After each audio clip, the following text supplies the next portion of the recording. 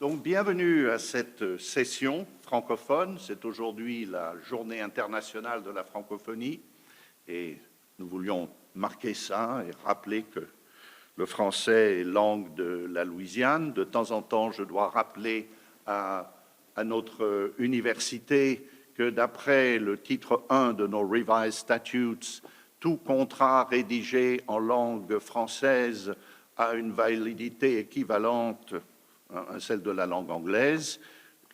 C'est quelque chose qui est souvent ignoré par ici et je considère que ça fait partie de mes tâches, de mes devoirs, de maintenir et de développer la francophonie à Louisiana State University. Donc nous allons, dans cette session, amener la discussion sur la codification dans le monde francophone. Et nous allons commencer par Jean-Louis Alperin, dont nous avons été collègues à la faculté de droit de l'Université Jean Moulin pendant des années, avant que Jean-Louis devienne professeur à l'École normale supérieure à Paris, et puis que je parte moi-même sous d'autres cieux. Jean-Louis Alperin va nous parler de Livingstone, de ses codifications et de l'esclavage. Merci de nous avoir rejoints, Jean-Louis. Merci, cher Olivier, et merci à tous les organisateurs de m'avoir invité à ce colloque et de me donner le privilège de parler en français en cette journée de la francophonie. With some English slides, I hope that my speech will be understandable for all of you. Le projet d'un système complet de droit pénal pour l'État de Louisiane de Livingstone a été publié en anglais et en français par ordre de la Chambre des représentants de Louisiane en 1821.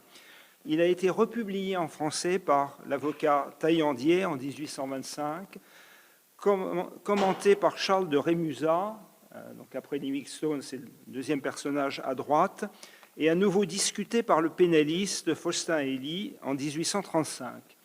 Et Faustin Hélie écrit dans son article « Le cœur se serre quand on lit cet article du Code de M. Livingstone.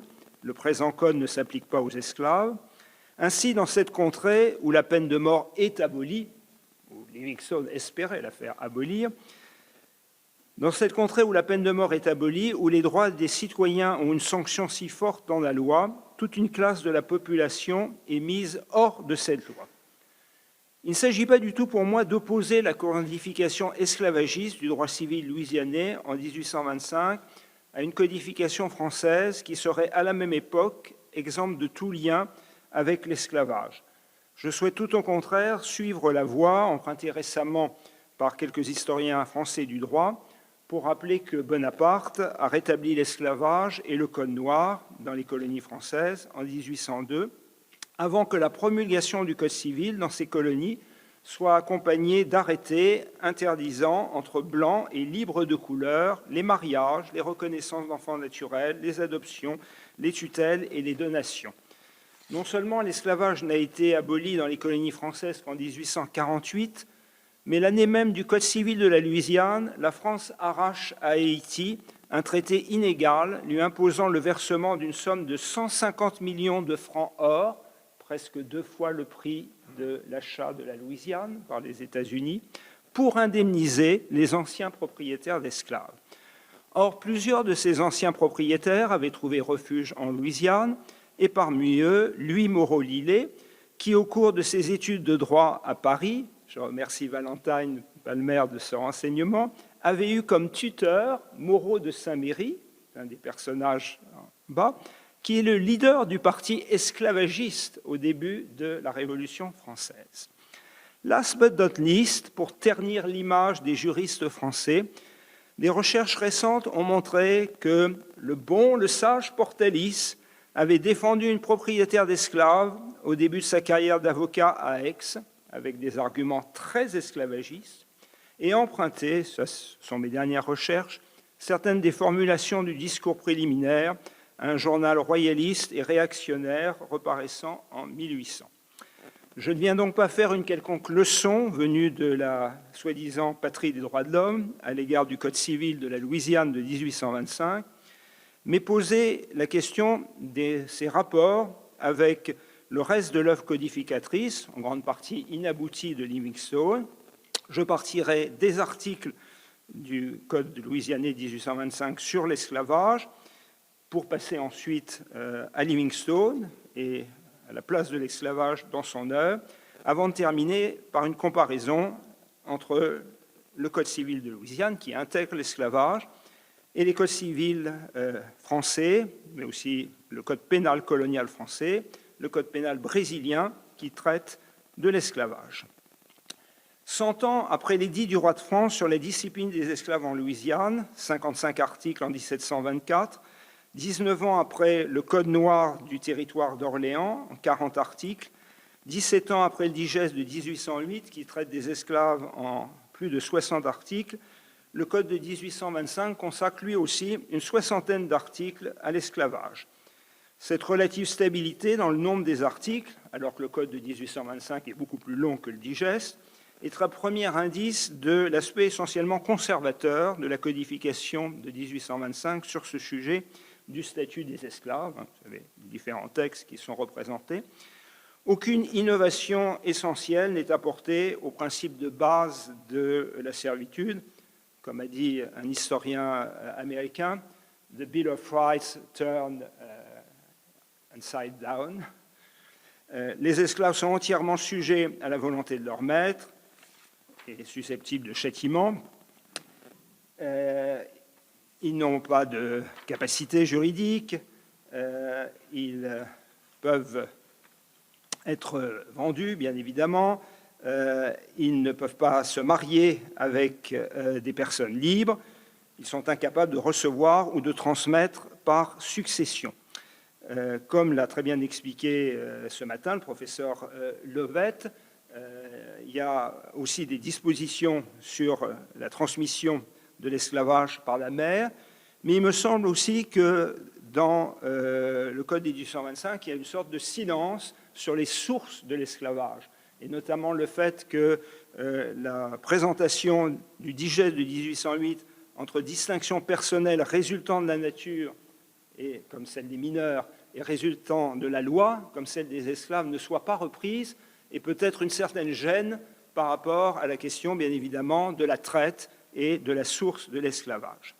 La principale nouveauté sur l'esclavage du Code de 1825 concerne les affranchissements et notamment la situation des affranchis à terme, statut libre dans le texte français, slave for years, pas tout à fait la traduction, dans le texte anglais, annoncé par l'article 37 et détaillé dans les articles 193, 194 et 195. D'après les travaux préparatoires, le régime de ces statuts libres est tiré du droit romain, ce qui est tout à fait exact, titre 7 du livre 40 du digeste, mais surtout, comme Valentine l'a aussi très bien montré, des plaidoiries de Moreau-Lillet dans plusieurs cas, et des plaidoiries qui citent notamment un assez obscur en France dictionnaire du digeste d'un ancien avocat au Parlement, mais qui a été publié sous l'Empire en 1808 et qui nous montre le lien entre cette institution totalement inconnue de la doctrine française à l'époque. Je ne connais aucun texte français qui parle des statuts libres en dehors de cette traduction et de ce dictionnaire du digeste, mais ça a servi aux rédacteurs du Code louisianais. La situation de ces statuts libres est en effet rapprochée de celle des hommes dont les services sont engagés pour un certain temps et qui sont censés avoir vendu leurs services. Ce ne sont pas les travailleurs salariés qui ont loué leurs services, ce sont des hommes libres. On peut penser que beaucoup vivaient sur la terre du maître et pouvaient être d'anciens affranchis, mais ils sont libres, même s'ils ont vendu leur force de travail. Et il est bien précisé qu'ils ne peuvent pas, ces engagés, être corrigés par leur maître, que la peine du fouet est réservée aux esclaves. Article 167 du Code. Et dans les travaux préparatoires, cette explication, nous avons cru convenable d'expliquer que le châtiment du fouet ne doit pas être employé envers les serviteurs libres. La raison de cette restriction, dans un pays comme le nôtre, n'a pas besoin d'explication. Le statut libre est un affranchi sous condition, à terme. Mais son maître lui a promis un jour d'être affranchi, et par conséquent, le Code précise qu'il ne peut plus être vendu ni aliéné, qu'il ne peut pas non plus être déplacé à l'étranger, qu'il est, disent aussi les travaux préparatoires, sous la protection, l'égide des lois. Mais en revanche, il peut être loué. Et je pense que c'est un système qui est plutôt conçu pour la location, car le maître a tout intérêt face à un esclave assez habile, à lui faire miroiter l'affranchissement à terme, et entre-temps, à le louer chez un artisan, dans une entreprise, en tirer bien évidemment tout le profit, et espérer que l'esclave va être un bon travailleur et avoir un salaire relativement intéressant, puisqu'il a l'espérance, qui peut-être ne sera jamais accomplie, de l'affranchissement. Les rédacteurs du Code prennent en compte aussi les restrictions imposées par le législateur louisianais, par un acte de 1807, qui interdit d'affranchir des esclaves avant qu'il ou elle ait atteint l'âge de 30 ans, ce qui ne devait pas être le cas de la majorité des esclaves, très probablement pour empêcher les excès de générosité des maîtres à l'égard des jeunes esclaves. La création du statut libre permet peut-être de ménager une sortie à terme de l'esclavage, comme on en a parlé dans certains États américains, mais en réalité, il me semble qu'il respecte surtout la volonté des maîtres, alors que les rédacteurs du Code ne pouvaient ignorer la faible espérance de vie des esclaves. Les risques pour la société esclavagiste étaient pratiquement nuls. Bien sûr, la logique voulait que les statuts libres reçoivent aussi des biens de leur ancien maître, puisque, reprenant une disposition de l'acte de 1807, qui n'était pas dans le digeste de 1808, le Code de 1825 interdit d'affranchir des esclaves vieux, malades ou infirmes, sans les entretenir, pour ne pas les faire retomber à la charge de la collectivité et forcer les maîtres à s'occuper de leurs esclaves. La mention du pécule et de l'affranchissement par rachat, ce sont aussi des nouveautés par rapport au digeste du Code de 1825. Par certains aspects, un retour relatif à la pratique développée sous l'empire de la législation espagnole, plus favorable à des possibilités d'émancipation des esclaves, mais sans la possibilité, comme c'était le cas sous la législation espagnole, d'exiger l'affranchissement. Et donc, là aussi, il me semble que c'est très restrictif et que ça ne pouvait pas conduire à des affranchissements massifs, d'autant plus que d'autres articles du Code rappellent qu'il n'est pas permis aux maîtres, par des affranchissements, de porter atteinte aux droits des créanciers ou des héritiers légitimes, de trop amenuiser son patrimoine. Le Code de 1825 reprend aussi les dispositions du digeste sur le statut de biens immeubles des esclaves, relativement à leur incorporation possible dans les dots, précise aussi, assez longuement, la garantie des vices cachés, avec la distinction des vices absolus et relatifs, ce qui nous rappelle bien évidemment l'importance du marché des esclaves en Louisiane. L'article 3510 du Code introduit une règle inspirée du droit espagnol et du case law des années précédentes sur l'acquisition de la liberté par prescription de 10 ou 20 ans, mais là aussi, je ne pense pas que ça atténue fondamentalement la sévérité d'un droit esclavagiste. Et enfin, l'article 172 renvoie aux lois spéciales, notamment sur les crimes et délits, et là, nous retrouvons Livingstone. Il ne s'agit pas pour moi de chercher qui a rédigé ces articles, plus probablement Moreau Lillet que Livingstone. Mais Livingstone ne pouvait pas les ignorer et rien ne permet d'établir qu'il s'y soit opposé. Bien au contraire, et là, je m'inspire du livre de Valentine, bien évidemment, sur les codes, et puis de travaux récents, ceux de Rashona Johnson et de John Barnes sur l'incarcération et les peines appliquées aux esclaves en Louisiane. On voit de tout cela que Livingstone, éminent avocat de l'État de New York, qui a quitté l'État de New York alors que celui-ci était encore esclavagiste, avant 1817. Il a dû quitter la ville parce que, pendant qu'il a été maire, il y a eu un contentieux qui l'a rendu lourdement débiteur du Trésor fédéral. Il s'installe à la Nouvelle-Orléans en profitant des relations de son frère, Robert, qui a négocié l'achat de la Louisiane par les États-Unis, qui a aussi été contractant pour fournir l'armée française de Leclerc, qui doit réprimer la révolte des esclaves à Saint-Domingue.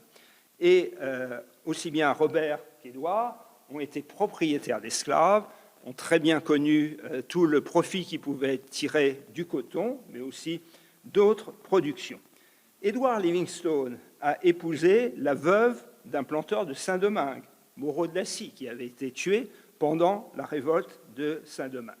Et dès 1805, donc pratiquement à son arrivée en Louisiane, Livingstone participe à la réduction d'actes législatifs en faveur de l'esclavage, alors qu'affluent à la Nouvelle-Orléans les planteurs français et leurs esclaves de Saint-Domingue, réfugiés à Cuba, mais chassés de Cuba. Livingstone est choisi pour rédiger une pétition en faveur de l'importation d'esclaves en Louisiane, et pour essayer d'empêcher le Congrès américain de traiter de cette question. Donc l'esclavage est très présent dans tous les textes et projets de Livingstone. Dans le Code of Practice, qui lui a été mis en application, dans ce code de procédure civile, il y a toutes sortes d'actions qui concernent les esclaves, des actions possessoires reconnues au maître, et notamment pour obtenir le gain des esclaves loués, des actions pour organiser la saisie du bien des débiteurs, du maître, qui peut amener à vendre ses esclaves ensemble ou séparément, c'est-à-dire sans tenir aucunement compte des liens de famille entre les esclaves. Du côté des projets qui n'ont pas abouti, le projet de code de commerce contient aussi des dispositions sur le pouvoir des femmes et mineurs autorisés à faire du commerce à l'égard des esclaves, sur le contrat de transport des esclaves, sur les assurances pour perte des esclaves en mer. Le Code of Evidence, qui complétait le projet de code criminel, n'admet pas les esclaves pour témoins, sinon contre un autre esclave poursuivi au pénal. Et le Code of Procédure reconnaît une action en habeas corpus, certes pour un esclave se prétendant libre, mais en permettant à son prétendu maître de le séquestrer par une action civile en sens contraire. Livingstone ne pouvait rien ignorer de l'esclavage, et notamment du fonctionnement des sanctions pénales. S'il exclut les esclaves de son projet de code pénal, qui n'a pas abouti, c'est parce qu'il sait, c'est ce qu'ont montré ses travaux, qu'à la Nouvelle-Orléans, les esclaves punis pénalement par l'État lui-même, uniquement par leur maître, sont enchaînés et intégrés dans des chaînes, les nègres de chêne, institution qui s'est développée à Saint-Domingue et qui a été, d'une certaine manière, importée de Saint-Domingue. Et Livingstone, dans son projet de code pénal, explique bien qu'il faut maintenir une ligne de démarcation entre les personnes qui vont être condamnées dans son système pénitentiaire et de prison, personnes condamnées mais libres, et les esclaves qui, eux, ne sont pas concernés par le code pénal. Et cette expression, ligne de démarcation, line of demarcation, dans le texte anglais, elle est présente dans l'arrêté de promulgation du Code civil à la Martinique du 7 novembre 1805, qui parle aussi d'une ligne de démarcation entre les esclaves et les personnes libres.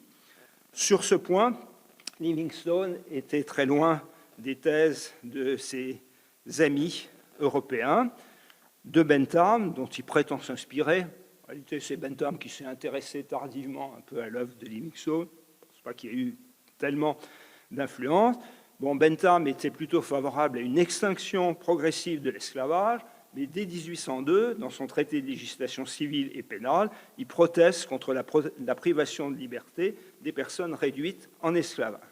Et Tocqueville, qui n'est pas non plus un tendre, qui admirait Livingstone, va, pendant son voyage en Amérique, s'indigner particulièrement à la Nouvelle-Orléans des conséquences funestes de l'esclavage.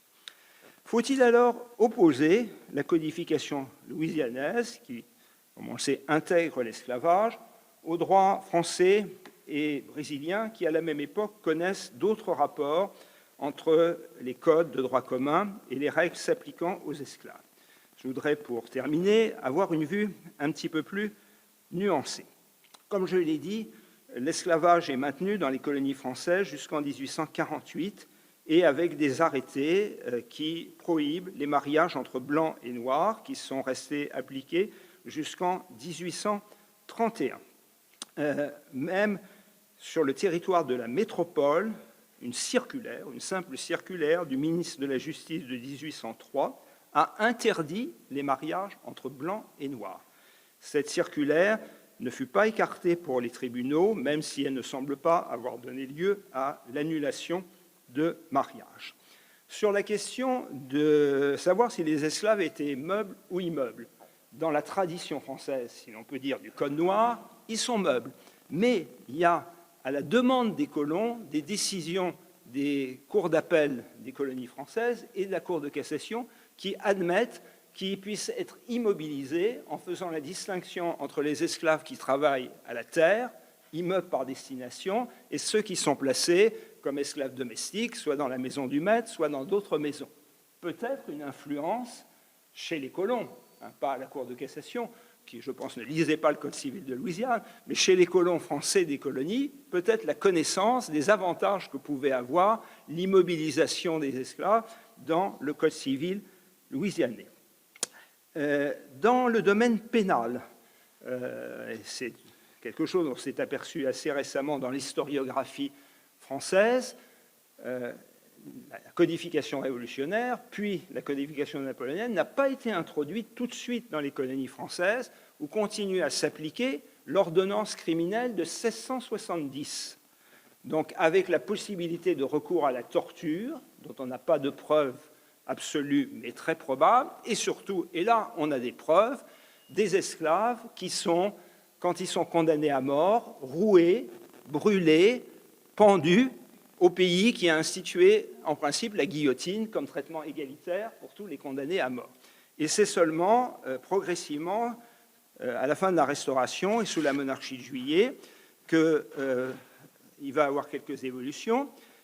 Un code pénal colonial de 1828, code pénal colonial parce que ce n'est pas le code pénal français, et notamment qui prévoit la peine du fouet pour les esclaves, tout à fait inadmissible et non admise sur le territoire de la métropole, jusqu'à la limite de 30 coups de fouet, et des arrêts de la Cour de cassation nous disent que la tradition c'était 29. J'ai vu qu'en Louisiane, il y aurait aussi une règle coutumière que ça serait plutôt 39, pour s'approcher du chiffre maximum. Là aussi, il y a des points de contact.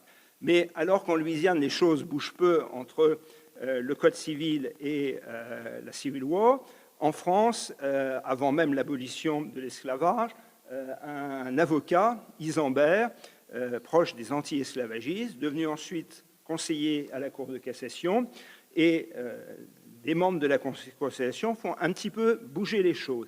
Il y a un fameux arrêt en 1833, l'arrêt Loisy, sur les conclusions du procureur général Dupin, qui traite de la question des affranchis ou esclaves patronnés. Les esclaves qui ont été affranchis, mais auxquels il manque l'autorisation du gouverneur pour que leur affranchissement soit complet. Je ne dis pas que c'est la même chose que les statuts libres, mais on est aussi entre la liberté et l'esclavage. Et là, Dupin va convaincre la Cour de cassation qu'il faut pencher vers la liberté, vers l'affranchissement, et puis il y aura les premières réformes de la monarchie de Juillet et celle, bien évidemment, de l'abolition de l'esclavage.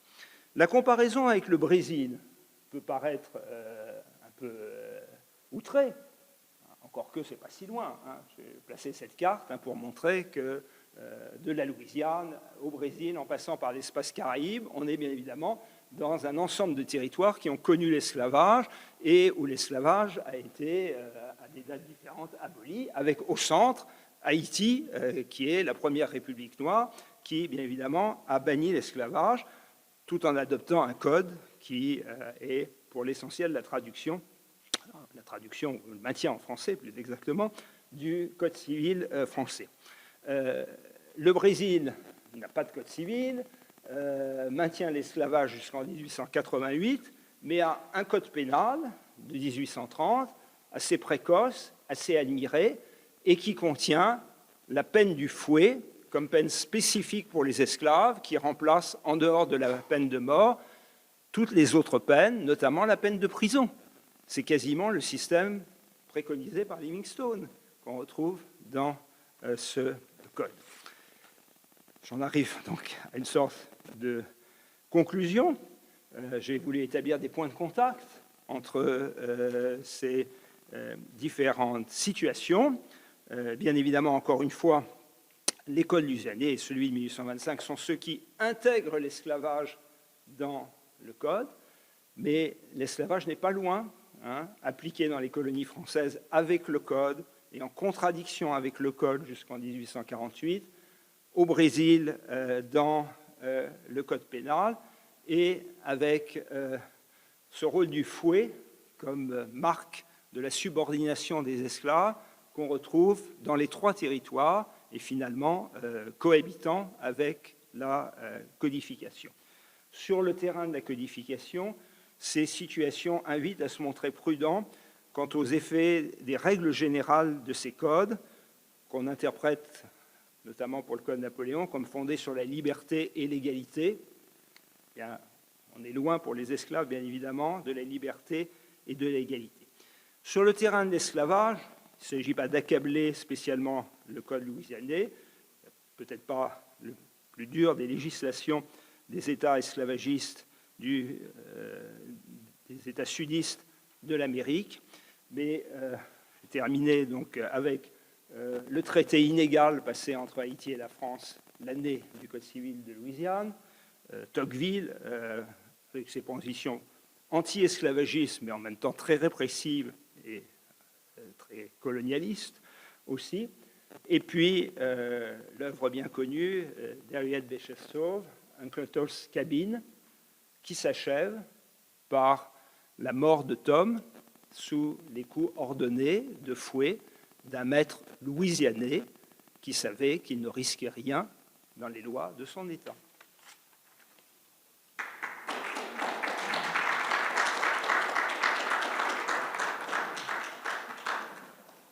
Un grand merci, cher Jean-Louis. Ne t'éloigne pas. Je pense qu'il y a des questions pour toi sur ce délicat sujet, Liliane Curran.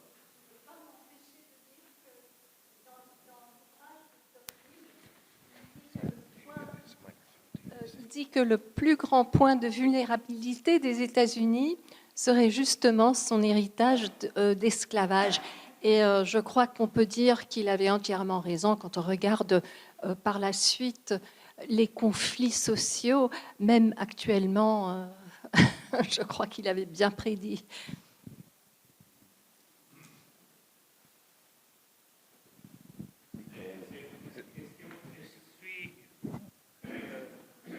Qu'il y avait des appeals to the Privy Council for the British Empire. Mais est-ce qu'il y avait des mécanismes comme ça pour les colonies françaises à la Cour de cassation ou bien à des cours sur les territoires métropolitains? Ils se sont mis en place sous la Restauration et l'Empire, pas à l'époque de Napoléon, ou peut-être aussi pour des questions de communication avec la guerre contre l'Angleterre. Il y a des cours en Martinique, en Guadeloupe, à La Réunion, qui sont dominés par les créoles et donc très favorables à l'esclavage. Et à partir de la Restauration, alors c'est surtout dans le domaine pénal qu'on va reconnaître aux esclaves la possibilité du recours en cassation. Et puis, il va y avoir quelques affaires plutôt civiles, notamment cette affaire des patronnés. Ce que j'ai voulu montrer aussi, c'est que dans ce domaine comme dans d'autres, je pense que l'histoire de la codification civile ne doit pas être séparée de l'histoire de la codification pénale. Ce sont deux domaines différents, mais ce sont les mêmes personnes qui agissent très souvent, et il y a des points de contact très importants, et bien évidemment aussi au niveau des juridictions, il y a des éléments. Donc, bien évidemment, les peines, le fouet, ce n'est pas dans le Code civil en France, mais c'est à côté, c'est pas bien loin. Et je pense que aussi, encore une fois, comme vous le savez tous, une grande partie de la société louisianaise, et notamment des juristes qui régissent le code, sont venus de Saint-Domingue et connaissent très bien les situations françaises et la situation des colonies françaises. Donc, d'une certaine manière, voulu reconstituer la prospérité de Saint-Domingue en Louisiane. Et inversement, bon là, je n'ai pas d'éléments pour le prouver, et il faudrait des nouvelles recherches. Je pense que les magistrats créoles, notamment de Guadeloupe et de Martinique, n'ignoraient peut-être pas ce qui se passait en Louisiane. Le texte du Code louisianais qui est accessible en français, qui en plus a été republié en français. Et du côté de la métropole, le texte de Livingstone a intéressé, évidemment, du fait qu'il exclut les esclaves de son projet de code pénal, ça limite un peu la discussion, mais il m'a paru intéressant que Faustin-Hélie ait pointé cet aspect après Tocqueville, effectivement, mais sans relation avec Tocqueville, à mon avis, en disant il est bien gentil, ce monsieur Livingstone, qui veut abolir la peine de mort, mais il vient d'un État esclavagiste. Mais la France l'était aussi.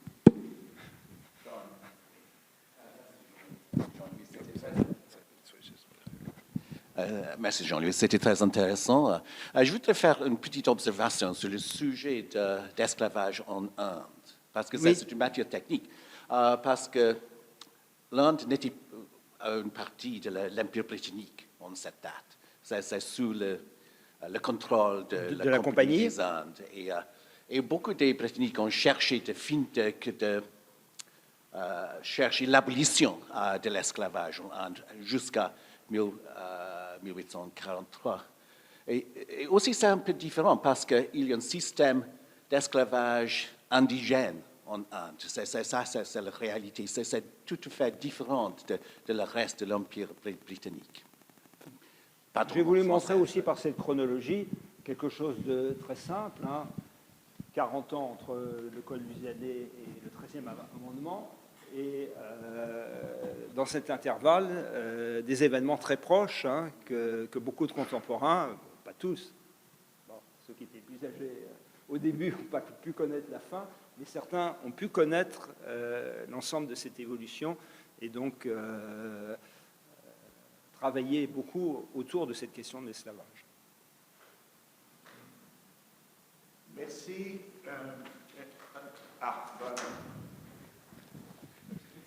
Une petite question. Je crois que vous avez dit que Livingstone ne pouvait pas ignorer l'esclavage. Et je veux savoir pourquoi vous avez dit ça. Pourquoi ça c'est important? Souvent, il y a une distinction notée par des historiens que la Louisiane était une société esclavagiste. Ce n'était pas une société avec esclaves. Est-ce que vous avez une opinion, est-ce que vous avez sur ce sujet c'était quelle sorte de société que Livingstone était? Non, je n'ai pas d'opinion. Vous en avez certainement plus que moi et plus d'éléments pour voir les différentes composantes de la société. Je suis parti du point de vue que Livingstone a été quelqu'un de très admiré. Victor Hugo, Sumner Mehn, on dit que c'était un très grand juriste et un juriste libéral, abolitionniste de la peine de mort, même si ça n'a pas abouti. Et donc j'ai été surpris aussi de cette petite flèche lancée par Faustin-Hélie en disant oui, mais il y a quand même quelque chose qui manque. Et ensuite, en me tournant vers vos travaux, vers d'autres, je pense au livre aussi de Roger Kennedy sur le Louisiana Purchase et le projet de Jefferson. C'est là qu'on voit que la famille Livingstone, non seulement est très impliquée dans le traité avec la France, mais aussi dans tout le projet économique et esclavagiste. hein. Ils ont acheté du terrain, et ils songent à la fois au coton et à d'autres productions. Et Robert Livingstone, bon, ça va échouer. Il est avec les descendants du Dupont de Nemours pour contracter un marché d'approvisionnement pour l'armée de Leclerc qui voulait rétablir l'esclavage à Saint-Domingue. Et Livingstone a épousé la veuve d'un planteur assassiné à Saint-Domingue. Donc je pense qu'il a pu très bien s'implanter dans le milieu français de la Nouvelle-Orléans et que, pas plus, mais pas moins que les autres, il est très esclavagiste. Est-ce que lui-même, est-ce qu'il a possédé... Oui, il a possédé des esclaves. Là. Le livre de John Barth montre non seulement qu'il a possédé des esclaves, mais qu'il a envoyé certains de ces esclaves indisciplinés dans les chain gangs qui étaient organisés à la Nouvelle-Orléans. Donc il savait très bien comment ça marchait. Je crois que la cause est entendue et un grand merci. Et je me tourne maintenant vers la chère Marie-Ève Arbour de l'Université Laval qui va nous présenter un autre ordinateur, oui, on va celui-là. Il n'y a pas de souci. Bon, celle-là, moi, je ne sais pas, là, j'ai hands off.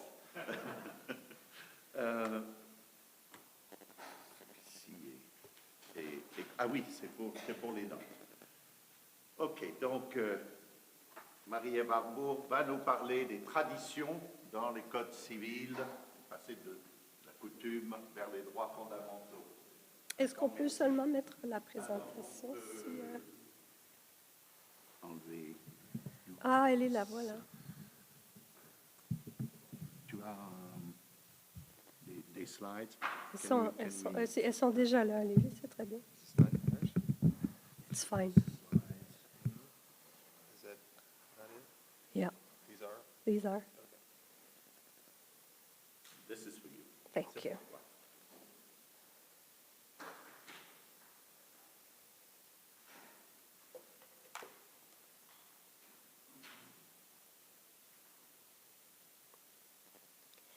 Alors, d'entrée de jeu, j'aimerais joindre ma voix à celle de ceux et celles qui ont remercié chaudement les organisateurs et en particulier Olivier Moretto pour cet accueil formidable dans le contexte d'un événement véritablement historique, me semble-t-il, voire émouvant par la singularité, cette singularité qui a un point commun avec la tradition juridique québécoise et qu'on a souligné, donc un îlot de droit civil dans un univers de common law. Et on peut ajouter également la francophonie. Ceci dit, parler après Jean-Louis Halpérin, je l'avoue, c'est terrifiant. Mais d'emblée, j'admets avoir, bien malgré moi, lancé un énorme chantier de recherche, motivé à la fois par la rencontre d'aujourd'hui, mais aussi par des discussions surprenantes avec mes doctorants d'Afrique subsaharienne qui m'entretiennent assez souvent de dots à verser ou des sorciers de leur village d'enfance. Et j'ai un jour compris, peut-être un peu tard, je l'avoue, que ces propos revêtent une pertinence juridique, la même au fond qui mobilise plus près de nous la réflexion canadienne autour des premiers peuples, laquelle ébranle le mythe ethnocentrique de la fiction unitaire du droit. L'expression est empruntée à Norbert Rouland. Comment vivre dans la diversité? Des réponses à cette question sont surtout documentées par le droit public et son droit des minorités, et moins du côté du droit privé. Cherchant à contribuer à cette dernière lacune, un point de départ devait être trouvé à l'aide des repères qui me sont naturels, la tradition civiliste du Québec et le droit comparé. Alors, d'un point de vue méthodologique, ce dernier est utile, adossé aux travaux précurseurs de René David ou Constantinescu. Des travaux plus récents ont montré un rapprochement nécessaire du droit comparé à l'anthropologie du droit, au fur et à mesure que le premier s'ouvrait au pluralisme juridique et que des notions de confins, comme les legal formants, qui sont nées sous la plume de Rodolfo Sacco et que perpétue ici Michele Graziadei, qui est parmi nous, les mixed jurisdictions ou les contaminations, lesquelles élargissent l'horizon de la comparaison en même temps qu'ils enrichissent sa texture. Alors, on se rend vite compte que les anthropologues du droit abordaient ces notions quelques décennies auparavant. La symbiose, donc, s'impose. Pluralisme juridique, donc, qui renseigne certes sur la pertinence de certains faits ou phénomènes, pertinent aux yeux des juristes en ce qu'ils remettent utilement en cause certains binômes matriciels, dont ceux de droit et loi, droit-État, droit-écriture, droit-sanction, etc. Mais il n'éclaire pas toujours les conclusions normatives à tirer. Et il peut même, semble-t-il, produire un effet paralysant lorsqu'il est défini trop largement. D'où l'importance de coupler le pluralisme juridique à une définition du droit. La nôtre s'inscrira dans la foulée des travaux de Patrick Glenn et de Catherine Valk, qu'il définit comme étant « an argumentative social practice that both reflects and constitutes a community's commitment to governing itself in accordance with certain ideals ». Les processus parallèles d'acculturation du droit civil québécois et de déculturation des traditions autochtones débouchent sur le modèle d'un droit privé qui admet le pluralisme dans une certaine mesure, mais qui demeure à la base fidèle au modèle homogène. Effectuons un pas en arrière pour mieux comprendre. Au 18e siècle, l'assimilation, l'accommodement et la coexistence ont tour à tour marqué le contact du droit local avec le droit colonial, en fonction de la perception qu'avait le colonisateur du degré, semble-t-il, de civilisation, entre guillemets, et aussi d'enjeux géostratégiques. Au Canada, par exemple, l'Acte de Québec de 1774 vient réintroduire le droit privé, à l'image d'une sorte d'anomalie historique ou d'un stratagème ayant avorté, c'est selon. Il agrée un bijuridisme institutionnel à l'aune d'une stratégie de fidélisation du peuple canadien-français à la couronne britannique. Et à l'endroit de certains peuples, l'histoire, détestable, est maintenant assez connue. Elle a endommagé gravement la chaîne de transmission du savoir des Premières Nations et des Inuits. Pour d'évidentes raisons, l'Acte de Québec n'a taillé aucune place aux premiers occupants. Un regard méprisant a été jeté sur ces coutumes marquées par l'oralité et l'absence de systématisation, à une époque où la philosophie rationnelle illuminait le monde occidental. Quelques siècles plus tard, lors de la décolonisation, laisse néanmoins derrière elle des totems juridiques, incluant certaines protections constitutionnelles mues par un objectif de réconciliation, et sur la scène internationale, sur cette Déclaration des Nations unies sur les droits des peuples autochtones, qui leur confère le droit, précisément, à l'autodétermination. Le droit canadien, donc, se forge à l'aune de deux strates de droit. La première étant celle de la colonisation des premiers peuples par les Européens, et la seconde, l'affirmation de la culture française au Bas-Canada, mise à mal néanmoins par les Anglais avant d'être restaurée pour partie. Peut-on aujourd'hui envisager une configuration trijuridique? L'hypothèse sous-tend une posture décoloniale, je l'ai dit, laquelle, sauf à se draper dans de bons sentiments, tarde à émerger, sachant surtout que la loi sur les Indiens, déjà qualifiée de matrice de la colonisation moderne par Étienne Leroy, est toujours en vigueur. Nous voilà déjà bien loin du point de départ imaginé, ayant vite constaté que la donne constitutionnelle est indissociable des instruments de droit privé pour aborder le thème proposé, et que, finalement, notre méconnaissance des coutumes autochtones, plurielles du reste, compromet cette altérité qui est pourtant à la base du sujet en titre. Alors on peut simplement se décourager ou encore se replier sur une dimension plus modeste des choses, beaucoup plus technique nécessairement, afin d'envisager le sujet à l'image de petites bouchées.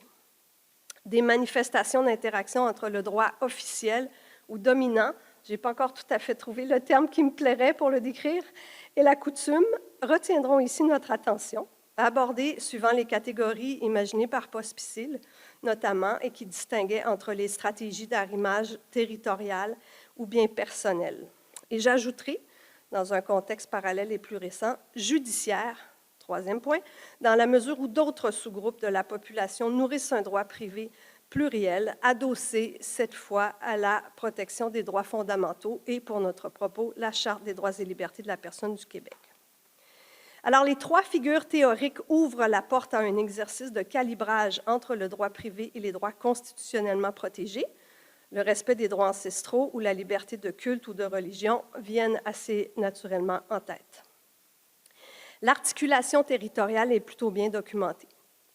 Elle exprime peut-être la forme la plus infantile et coloniale de la coexistence entre les peuples. Au Canada, je l'ai dit, la loi sur les Indiens aménage des réserves à l'intérieur desquelles certaines compétences sont reconnues. De leur côté, les tribunaux ouvrent la porte à une forme d'autonomie gouvernementale dont les contours seront volontairement laissés pour compte aujourd'hui.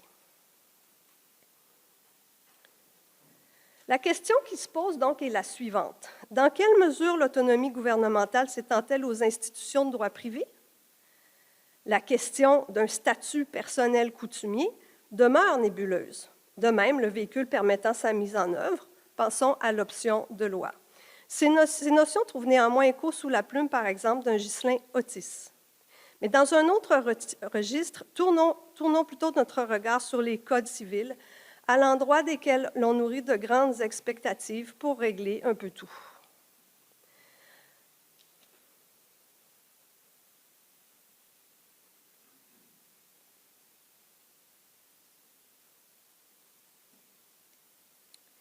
En particulier, certains codes civils de génération plus récente énumèrent explicitement les sources du droit à même des dispositions souvent préliminaires, poursuivant une visée de type constitutionnel, entre guillemets.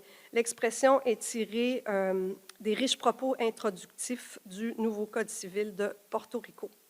Certains codes civils, en fait, concèdent expressément une place à la coutume. Alors, pensons d'entrée de jeu à celui de la Louisiane, notre jubilaire, donc, qui dicte à son premier article que les sources du droit sont la loi et la coutume. Le tout nouveau Code civil, je l'ai dit, de Porto Rico, indique que les sources du droit de l'ordre juridique portoricain sont la Constitution, la loi, la coutume et les principes généraux du droit. Et la coutume, il y est précisé, aura force de loi seulement en l'absence de loi applicable, si cela n'est pas contraire à la morale ou à l'ordre public, et si sa spontanéité, sa généralité et sa constance sont prouvées. De son côté, le Code civil du Québec n'envisage aucunement la coutume comme source du droit, et le Mexique, encore plus clair, précise que contre l'observance de la loi, on ne peut invoquer le non-usage, la coutume ou une pratique contraire. En Europe, un échantillon de pays montre que la coutume est aussi envisagée en tant que source du droit. La Suisse prévoit qu'à défaut d'une disposition légale applicable, le juge prononce selon le droit coutumier et, à défaut d'une coutume, selon les règles qu'il établirait s'il avait à faire acte de législateur. Le Code civil espagnol, ayant inspiré l'univers hispanophile, prévoit aussi que les sources de l'ordre juridique sont la loi, la coutume et autres principes généraux du droit. Mais si elle n'est pas assortie d'une analyse doctrinale et jurisprudentielle approfondie, une comparaison législative a bien peu de valeur, d'autant que l'arrimage est parfois aménagé à plus grande échelle par les constitutions nationales ou encore des lois organiques. Cette référence à la coutume est-elle susceptible de recouper les traditions ancestrales ou encore contemporaines? Sur le plan sémantique, le terme « coutume » revêt un caractère polysémique. En français, il peut désigner les usages commerciaux notamment. En langue espagnole, il s'étend aussi aux buenos costumbres, les bonnes mœurs, bien peu utiles pour notre propos. Et ici, en Louisiane notamment, cette référence viserait davantage la jurisprudence, celle constante. En Suisse, le vocable aurait été utilisé une seule fois dans un contexte vaguement électoral. C'est donc dire que la coutume, suivant sa dimension ancestrale ou encore liée à des sous-groupes de population, occupe une place marginale au regard de la dimension territoriale des États unitaires, encore qu'un potentiel judiciaire s'en dégage probablement. Malgré les apparences, donc, la coutume source du droit ne semble pas avoir été mobilisée au soutien du pluralisme juridique. La dimension personnelle semble plus à même de le faire. À divers degrés, la colonisation emporte la domination ou la coexistence. L'épineuse question de l'identité des peuples colonisés, sujets, citoyens, force une solution normative ayant aussi pris la forme d'une posture personnaliste au droit, lequel tisse un fil d'Ariane entre les personnes et la loi, et non plus le territoire. Le droit canadien emprunte cette voie sur le plan fiscal, par exemple, mais n'admet pas, et contrairement à la France devant les territoires outre-mer, et certains pays du Maghreb que le droit des personnes, qui organisent le droit des personnes autour de la notion de statut personnel, laquelle elle-même aborde des questions de femmes et de religion, Certains codes civils prennent d'ailleurs l'appellation de code du statut personnel. Dans une mesure plus modeste, le droit canadien et québécois documente une tendance vers le personnalisme qui se manifeste à la fois dans l'interprétation des droits ancestraux, qui sont constitutionnalisés depuis peu par un amendement à la loi constitutionnelle de 1982, et l'ouverture du Code civil à l'adoption coutumière.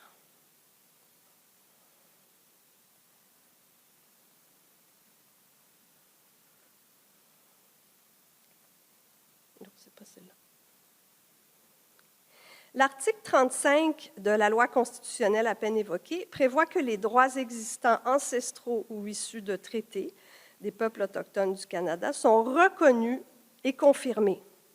Adopté dans le contexte de la réconciliation, le texte constitutionnel établit le cadre qui permet à la fois de reconnaître le fait historique que les peuples autochtones vivaient sur le territoire en sociétés distinctes avant la colonisation, et de concilier ce fait avec la souveraineté du Canada. Il fait naître des droits sui generis qui n'entrent pas dans les catégories juridiques établies, parce qu'ils sont détenus seulement par les Autochtones au sein de la société canadienne. Qu'est-ce qu'un droit ancestral? Il faut démontrer que le groupe, au moment du contact avec le colonisateur, connaissait cette pratique. On sait que si les modalités peuvent avoir subi une évolution technologique ou autre, la nature de ce droit doit avoir existé au moment de l'acte fédératif, c'est-à-dire en 1867. Le droit ancestral, donc, est limité par sa propre fixité. Deux affaires récentes me semblent d'intérêt en lien avec cette articulation personnaliste qui se dessine. La première est née d'une contestation portée par une communauté Innu, donc au nord du Québec, ayant contesté un plan d'expansion d'une société minière en sol du Nitassinan, c'est-à-dire un territoire qui enjambe le Québec et Terre-Neuve et le Labrador. Au départ, l'arrêt soulève une question de droit international privé dont le détail ici nous importe peu. Appelée à qualifier la nature du titre ancestral invoqué au soutien de l'affaire, la Cour statue qu'il ne faut pas confondre le titre ancestral avec les concepts traditionnels de droit civil ou de common law relatifs aux droits des biens, ou même à ne pas qualifier ce titre en usant la terminologie habituelle du droit des biens. Et que, je cite, « De surcroît, les perspectives autochtones façonnent le concept même du titre ancestral, dont le contenu peut varier d'un groupe à l'autre. Par conséquent, on ne devrait pas aborder les conflits relatifs à un titre en référence strictement aux règles inflexibles du droit des biens, mais plutôt en essayant de les comprendre du point de vue des Autochtones. » La glissade est importante parce qu'on passe du droit canadien des Autochtones au droit autochtone lui-même. La seconde décision est née de faits singuliers. Un membre de la Lake Tribe de la réserve indienne de Colville, le peuple Sinixte, établi dans l'État de Washington, donc ici aux États-Unis, a abattu, en Colombie-Britannique, un wapiti, donc un animal qui ressemble à un cerf pour nos compatriotes européens. Accusé d'avoir chassé sans permis, il cherche la protection de l'article 35 et invoque le respect d'un droit ancestral. La Cour suprême lui donne raison. Il apparaît qu'au moment de l'année de référence, ici 1811, donc au moment du contact avec les Européens, la chasse était pratiquée sur ce territoire et, je cite, « la migration de la Lake Tribe de la Colombie-Britannique vers une autre partie de son territoire traditionnel dans l'État de Washington n'a pas fait perdre au groupe son identité ou son statut de successeur des Sinixtes. » Voici donc que les droits ancestraux revêtent, au nom de la dimension personnelle, une sorte de portée supraconstitutionnelle. Mais tel qu'éclairé par l'histoire, l'élargissement semble approprié. Les codes civils, eux aussi, érodent parfois leur propre unicité afin de métaboliser une forme de pluralisme juridique, laquelle émane néanmoins, pourrait-on objecter, de la volonté du législateur dominant.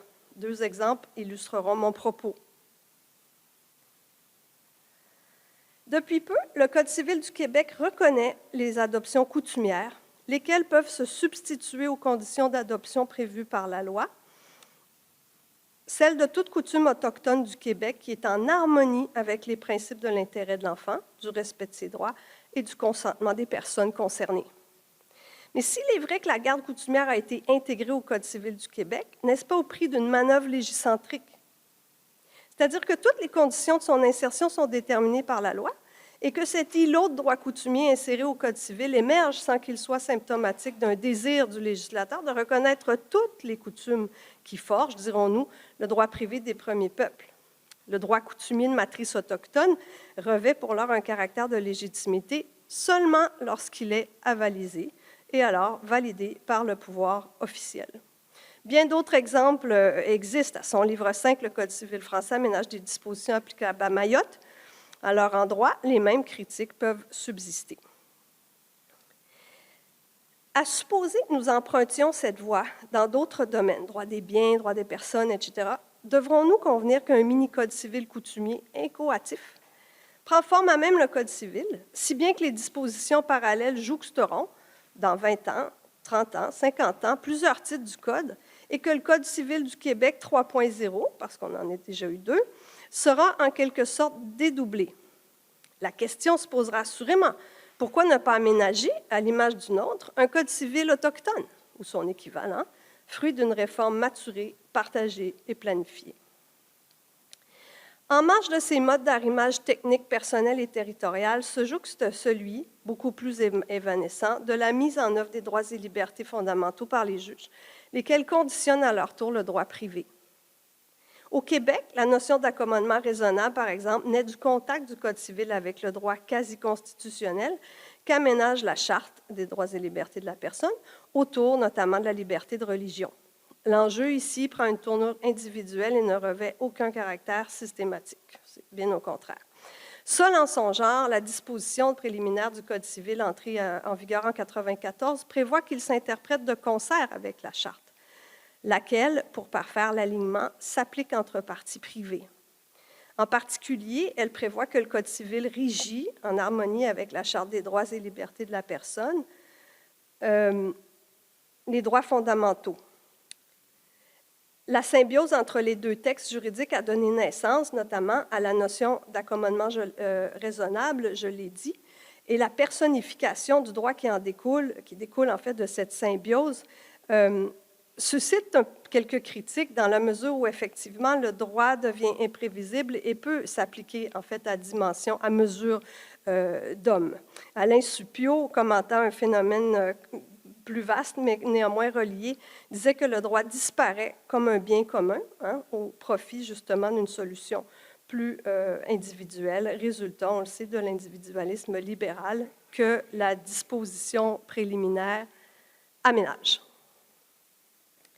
Alors, les trois typologies d'articulation entre les différentes traditions juridiques montrent des contours à la fois précis et flous, souvent conditionnés par des compromis politiques, surtout celles personnelles et territoriales.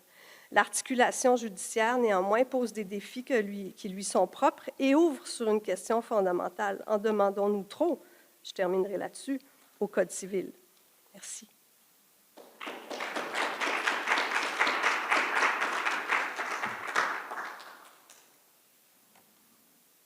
grand merci, Marie-Ève, pour cette belle bouffée d'air frais dans la belle province avec du pluralisme juridique apporté par la coutume. Avons-nous des questions pour Marie-Ève Arbour?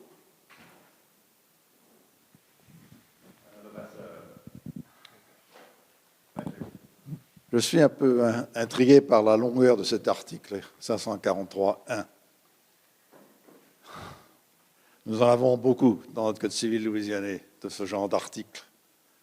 Où est la codification de cet article?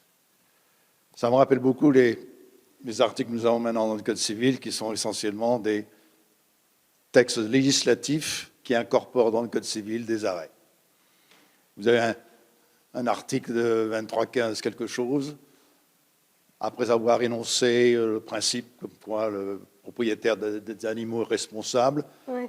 Une dizaine de lignes, et au milieu de ces dizaines de lignes, tout propriétaire d'un chien sera déclaré automatiquement strict liability. Vous avez d'autres articles qui disent un absent de 2 ans au lendemain de Katrina et de Ida auront droit à ceci ou cela. Où est la sagesse de Portalis qui disait considère l'homme en masse On cherche un peu à s'en éloigner. Pardon? Le Code civil est un exercice d'unification. Et ici, on a comme un système poreux qui renvoie à un sous-système coutumier, parce que les conditions peuvent être déterminées justement par les peuples autochtones eux-mêmes, et l'appréciation va être faite par du personnel qui est sur place. Donc, on a réellement ici comme une fenêtre sur quelque chose d'autre. Donc, c'est une disposition qui est comme un pont vers une autre tradition juridique. Mais nous, on en a quelques-unes quand même, mais il n'y en a pas tant. Donc, c'est comme si on cherchait à intégrer dans une dynamique unifiée un phénomène important, parce que les revendications étaient là depuis plusieurs années. Et la protection de l'enfance est un sujet quand même assez sensible. Donc, probablement que ça se prêtait bien, justement, à l'assentiment de l'Assemblée nationale, puisque le projet a été quand même bien accepté là, au sein des parlementaires. Donc, il n'y a pas eu beaucoup de débats s'agissant de son insertion. Il y a eu des débats s'agissant de son élaboration. Une fois que le modèle a été trouvé, il s'est bien inséré. Donc, il faut dire aussi qu'au Québec, peut-être un peu comme en Louisiane, on a moins l'attitude française de ne jamais vouloir toucher au Code civil, sinon que d'une manière cohérente. Je crois qu'on a moins de résistance, en fait, à pouvoir insérer des éléments qui ont une matrice différente, tout simplement. En Louisiane, nous avons à côté du Code civil ce que s'appelle une poubelle, le Revised Statute, dans lequel on jette tout et n'importe quoi. Donc des articles qui ne sont pas dans la perspective de longue durée, de perdurer au-delà d'une dizaine d'années. Avez-vous quelque chose de semblable à ce Revised Statute? Non, heureusement, non. On a parfois des lois omnibus qui ont un sens contestable, mais qui sont ensuite disséminées dans des lois, disons, existantes. On le voit dans tout autre domaine. Je pense au droit de la consommation, mais c'est plutôt très, très loin de notre propos, où là, on a un règlement qui comprend tout et n'importe quoi. Mais le fait est qu'effectivement, la cohérence, c'est un peu l'idée qui sous-tend ma présentation aujourd'hui, c'est que la cohérence manque un peu, et à force de retoucher comme si on était en mesure de mettre un peu de couleur, un peu d'ombre, etc., sur un tableau qui a déjà été dessiné par des gens qui ont fait un choix concerté, c'est peut-être pas la meilleure des solutions. Ma conclusion, Marie-Ève, je ne vous pardonnerai pas de m'avoir fait comprendre que j'appartenais à une autre génération. Moi, j'ai une question sur la coutume. J'ai noté que dans la loi constitutionnelle, on parle de coutume ancestrale, et donc qui renvoie vers le passé. Je vois que dans le Code civil, on parle de coutume autochtone. Est-ce que coutume autochtone est entendue comme étant ancestrale, ou est-ce qu'on accepte la coutume étant du droit spontané qui évolue de génération en génération, que la coutume puisse évoluer et qu'on puisse invoquer une coutume qui aurait commencé dans les années 80, 90, voire plus récemment? Alors, heureusement, on n'a pas tellement à y réfléchir puisque cette coutume était présente déjà au moment de la Confédération. Il y a un lien entre les deux dispositions puisque celle-ci met en œuvre celle-là. Donc, la disposition de matrice constitutionnelle est le socle pour pouvoir effectivement mettre en œuvre des aspects de celle-ci qui sont de compétences provinciales. Donc, il y a le fédéralisme qui complexifie encore la donne. Donc, on s'est retrouvé dans une situation où, effectivement, il y avait d'autres provinces qui avaient adopté des dispositions similaires. Donc, au niveau fédéral, c'était très gauche de s'occuper de la chose, encore qu'ils l'ont fait s'agissant de la protection de l'enfance. Donc, ils ont adopté des correctifs législatifs de matrice fédérale s'agissant de la protection de l'enfance qui comportent une dimension coutumière. Mais celle-là, justement, est en lien avec l'autre et repose, à mon avis, sur la définition qui est donnée de la coutume. Et je pense qu'on ne peut pas, à l'heure actuelle, s'éloigner d'une date.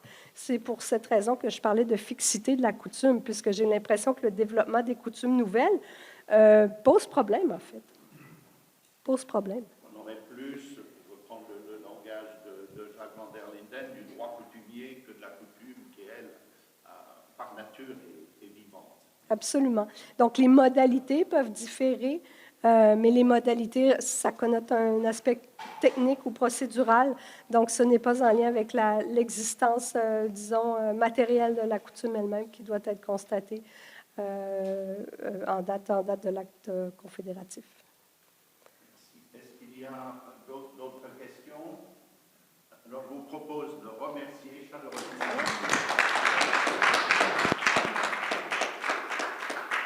Et nous allons rester avec la belle province et des regards croisés avec la France, avec Pascal Demier, qui est professeur à l'université Jean Moulin Lyon 3, et Mathieu Devinat, professeur à l'université Sherbrooke au Québec.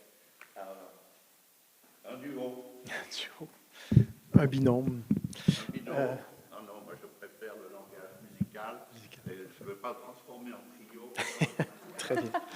Mais tout d'abord, je vais débuter en remerciant encore une fois l'organisateur en chef, Olivier Moreto, de nous avoir invités à cette célébration d'un code dont les caractéristiques sont partagées par le Code québécois. On vit, comme l'a dit tout à l'heure Marie-Ève, dans un environnement de common law.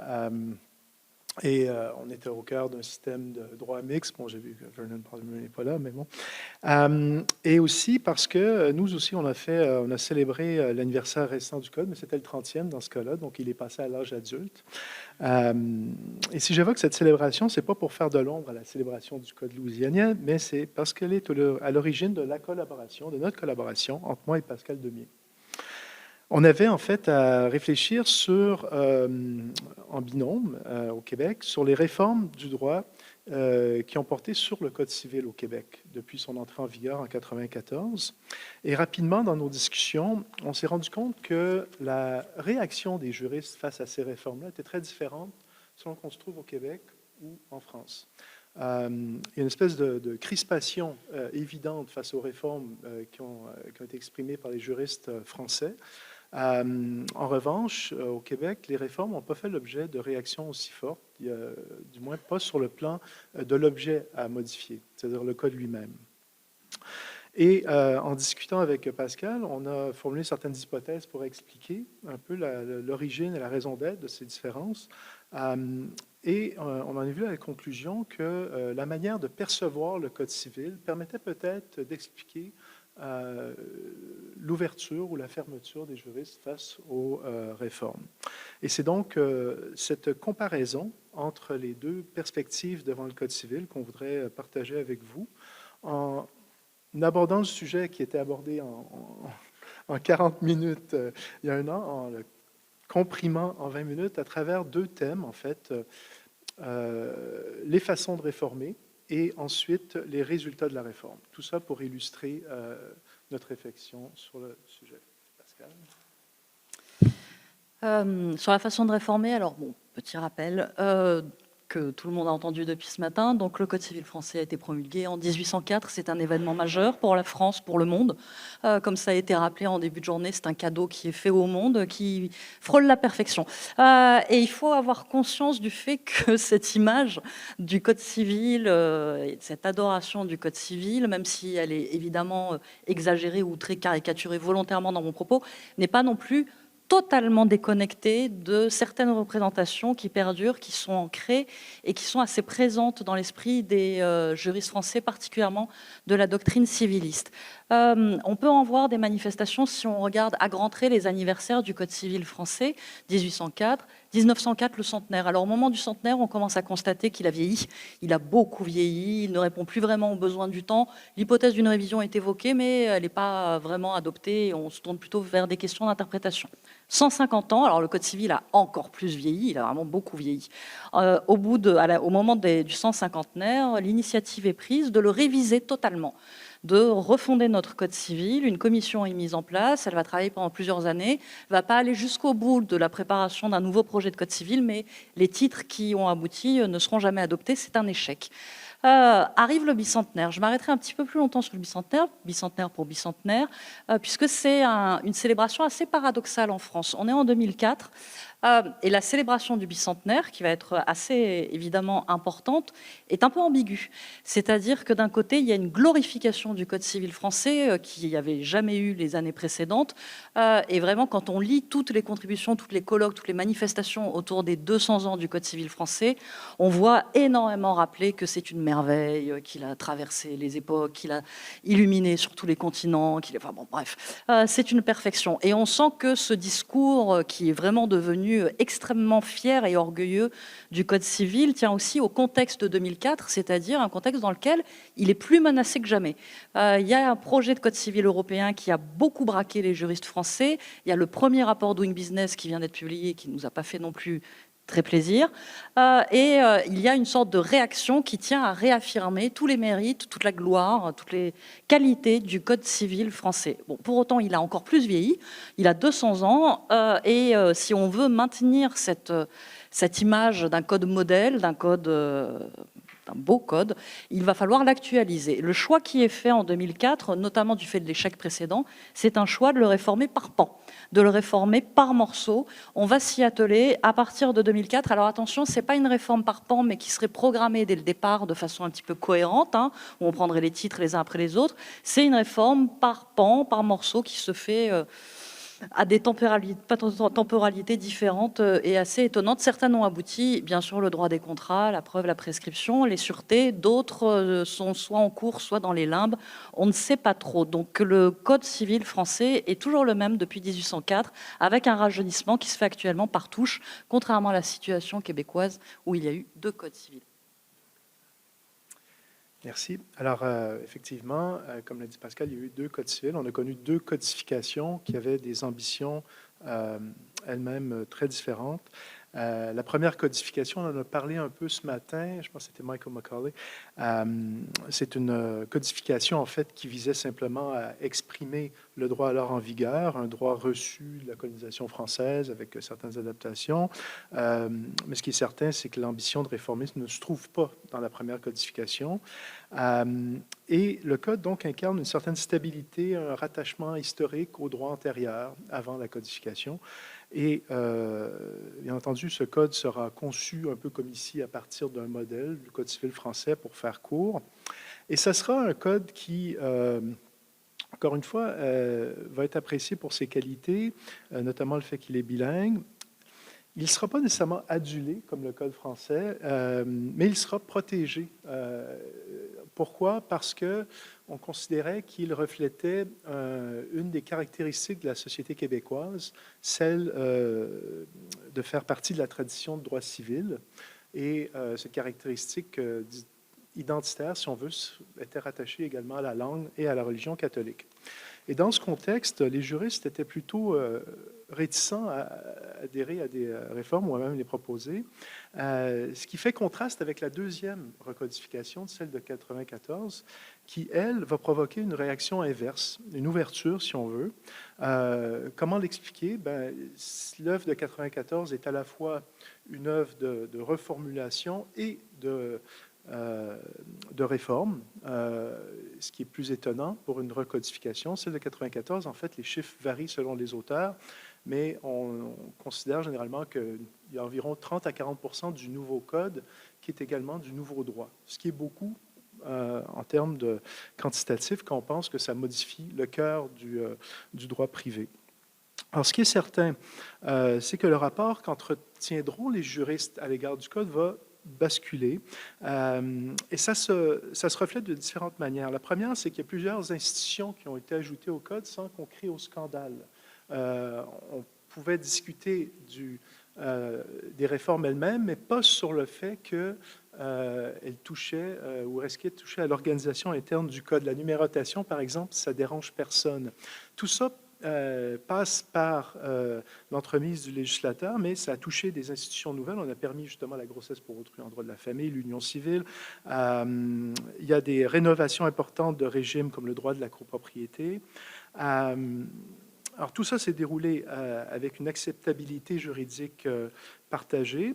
Ce qui est plus étonnant et ce qui a frappé un peu dans nos discussions, c'est le fait que certaines réformes ou modifications du texte sacré du Code soient passées entre les mains, non pas du législateur, mais du service de refonte, qui est un organisme qui relève du gouvernement et qui a le pouvoir de corriger des erreurs dans le code, de corriger les erreurs de traduction d'une version à l'autre. Et à un certain moment, et c'est là où ça a frappé vraiment dans la discussion, plus de 3500 modifications de la version anglaise ont été introduites dans le texte du Code civil. Alors, à partir de ça, on peut voir que l'emprise du code, enfin, le code n'est plus cette chose sacrée qu'on pouvait modifier, mais avec les mains tremblantes, comme c'était le cas peut-être sous l'Ancien Code, mais qu'à partir de 1994, il devient un instrument de réglementation de la société au même titre qu'une autre loi. Et ça devient d'une certaine manière une loi comme les autres. La réforme par pans qui est opérée depuis le début du XXIe siècle en France est aussi une réforme qui a intégré une forme d'efficacité. En 2002, Carbonnier pouvait encore écrire que, comme par crainte révérentielle devant le monument, en France on le qualifie souvent de monument, le Code civil, y compris dans l'édito du recueil d'Alloz d'aujourd'hui. Donc Carbonnier pouvait écrire en 2002, comme par crainte révérentielle devant le monument, la pratique des ministères a évité de toucher au Code civil par décret, alors que la matière pouvait permettre des interventions par décret. C'était en 2002, ça n'a pas duré très longtemps, puisque dès 2005, on va commencer à réformer le Code civil par ordonnance. C'est une législation déléguée par ordonnance prise par le gouvernement. Ça a commencé par la filiation, après les sûretés, et puis après le droit des contrats, donc tout était possible. Cette façon de toucher au Code civil sans débat devant le Parlement, sans débat devant les représentants du peuple, a évidemment été extrêmement critiquée par la doctrine, qui n'a pas compris comment on pouvait toucher à notre monument, à notre socle de droit commun, etc., en se dispensant d'un débat parlementaire, et aussi par le Sénat, qui systématiquement a essayé de refuser l'habilitation par ordonnance, mais finalement, c'est la logique de l'efficacité qui l'a emporté. L'argument du gouvernement français est toujours le même, quel que soit le gouvernement, toute époque confondue. Il y a d'abord un argument un peu officiel, c'est-à-dire que l'encombrement de l'ordre du jour du Parlement est tel que si on essaye de le faire voter par le Parlement, ça prendra tellement de temps que finalement ça n'arrivera jamais. Et puis il y a l'argument officieux, mais qui n'est pas très difficile de trouver, qui consiste à accorder de l'importance à la cohérence de la réforme, à avoir un texte préparé par le gouvernement cohérent et qui n'est pas ensuite caviardé par des amendements qui sont d'inspiration différente. Et finalement, même la doctrine, au bout d'un moment, a bien compris qu'il valait peut-être mieux une réforme du Code civil par ordonnance que pas de réforme du tout. Et donc finalement, depuis 2004, on a régulièrement des réformes, alors pas par une instance administrative, mais qui ne passent plus par le Parlement. Toutefois, même si on réforme par ordonnance le Code civil, on sent qu'il y a encore ce poids symbolique du Code civil, parce que même quand c'est fait par ordonnance, il y a toujours une préparation extrêmement approfondie, avec un groupe de travail, voire plusieurs groupes de travail qui comportent toujours beaucoup d'universitaires. Le projet est publié, il est longuement débattu par toute la communauté des juristes, et on sent qu'on a le Conseil d'État qui est très vigilant, notamment sur le style, sur le fait que le style du Code civil reste dans le style 1804 de Portalis, et on sent que, ordonnance ou pas, on va avoir un souci porté à la façon dont on réforme le Code civil, parce que ça n'est pas une loi comme les autres. En tout cas pour l'instant, parce que peut-être qu'à force de le réformer par petits bouts et par ordonnance, le résultat de toutes ces réformes va un petit peu désacraliser le symbole. Ce qui nous amène, Si c'est moi qui te... ce qui nous amène au fond au résultat de la réforme. Et donc, en préparant cet exposé, je me suis posé la question, en fait, toute simple, qui je pense, n'a pas vraiment été discutée en doctrine québécoise. C'est pourquoi nous sommes devenus un peu insensibles aux réformes lorsqu'elles portent sur le Code. On ne touche pas à un texte sacré, on touche à une loi un peu comme les autres. J'exagère un peu, mais c'est généralement pas sur le plan de la forme que les débats se dirigent ou portent. Et je crois que c'est une conjugaison de facteurs qui sont liés au résultat, en fait, ce qu'est le Code civil du Québec. Donc, le Code, comme je l'ai dit tout à l'heure, c'est à la fois une œuvre de réforme et de reformulation. Donc, si on y va article par article, on peut constater qu'il y en a qui sont de droit nouveau et donc qui ne le sont pas. Mais ça serait trop long à présenter. Mais je crois que la structure du code aussi joue un rôle. Et je m'explique. Cette structure-là, sur un plan méta, contient deux éléments qui m'apparaissent fondamentaux. Le premier élément, c'est la disposition préliminaire. La disposition préliminaire dit ceci. Le code est constitué d'un ensemble de règles qui, en toute matière auquel se rapporte la lettre, l'esprit ou l'objet de ces dispositions, établit, en termes exprès ou de façon implicite, le droit commun. Donc, le législateur dit dès le départ, ce code se rattache au passé, se rattache aux traditions. Lisez-le en ayant en tête la doctrine québécoise, la doctrine française, les idées, en fait, les concepts qui animent l'univers juridique de tradition civiliste. Donc, c'est un élément qui ancre le code dans une culture, une tradition.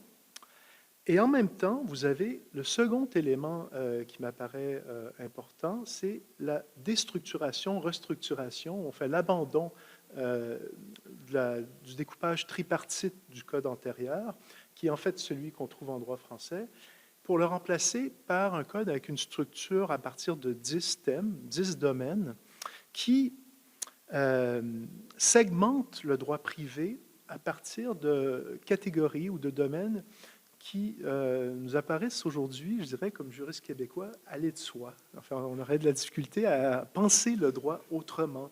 Les personnes, la famille, succession, biens et obligations. C'est des cours de première année, de deuxième année, on n'arrive pas à les entrecroiser. C'est un découpage doctrinaire. Ensuite, les priorités hypothèques, la preuve, prescription, on touche à la procédure, publicité des droits, un élément essentiel en droit privé également, en droit des biens, et droit international privé pour clore le tout.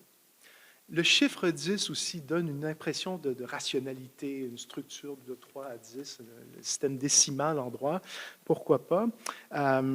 Mais tout ça en balayant d'un trait de plume une structure passée. Alors, je vous dirais qu'aujourd'hui, dans la lecture du Code, les tribunaux ont lourdement insisté sur ces deux caractéristiques-là dans l'interprétation des articles. Un article se trouve dans le livre 4 des biens, on le lit à la lecture de cette caractéristique-là. On n'en fait pas un principe d'obligation. En revanche, la disposition préliminaire sert d'outil pour interpréter les textes qui, parfois, n'exprime pas tout le régime rattaché à une institution, et il faut compléter par ce qui était en vigueur auparavant. La disposition préliminaire donne cette ouverture aux juristes. Donc, c'est possible que la réunion des deux ait un impact sur l'appréciation des réformes qui ont suivi 1994. Aussi, si on s'arrête à la structuration du code à travers les structures, il est possible que le fait d'avoir segmenté le droit en différents domaines, ça facilite le législateur également dans son travail de rénovation parce qu'il peut s'attaquer à un concept ou ajouter une règle sans avoir à passer au peigne fin la totalité du code. Donc, par exemple, récemment, le législateur a, comme il le fait en France dans d'autres systèmes, qualifier l'animal comme n'étant pas un bien, comme étant un être doué de sensibilité, mais le régime des biens s'applique. Cette affirmation-là se trouve dans le livre des biens. Mais il n'a pas ajouté son discours à la vente des animaux. Et donc, on peut vendre un animal, mais ce n'est pas un bien. Trouvez l'erreur. Et peut-être que la disposition préliminaire, elle, permet de contrebalancer l'impact potentiel des réformes. On dirait que ça permet aussi peut-être de contrebalancer en donnant une espèce de cohérence, en donnant des garanties de cohérence au Code et à ces réformes. Donc, ça permet d'accueillir les réformes plus que de les rejeter. Bref, ce sont des hypothèses, mais c'est peut-être l'effet de contraste avec le modèle français qui est le plus étonnant.